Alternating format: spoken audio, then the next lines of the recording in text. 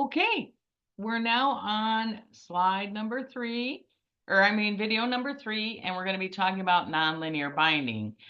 We just talked about nonlinear intrinsic clearance, and now we're going to talk about nonlinear binding. Obviously, plasma protein binding is going to be something where we're going to have something we can overwhelm and have nonlinearities. So remember the fraction unbound in plasma. If we take our concentration bound, remember our concentration, we probably don't remember, but concentration bound is equal to N total times concentration unbound all over Kd plus concentration unbound.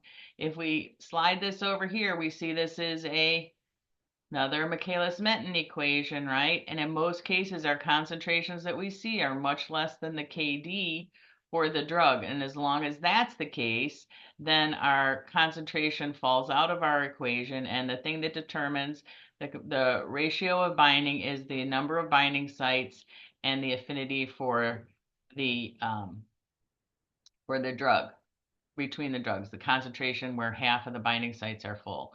Remember, N total is the number of binding sites available. Vmax, it's analogous to Vmax, or the capacity of the system. This is just the number of binding sites, so it's the capacity that can be overwhelmed. And the Kd is the concentration where half the binding sites are full, and it's analogous to Km for affinity.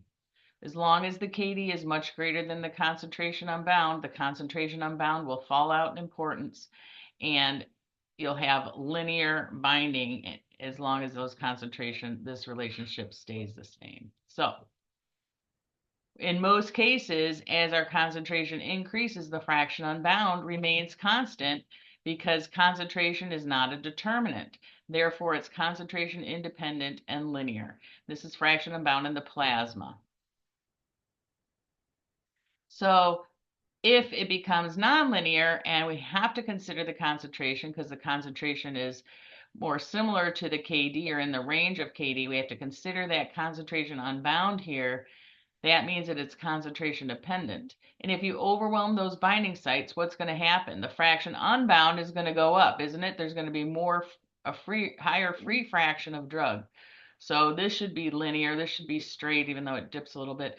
This should be straight, and then once this concentration becomes in the range of the Kd, the fraction unbound is going to start to rise, isn't it?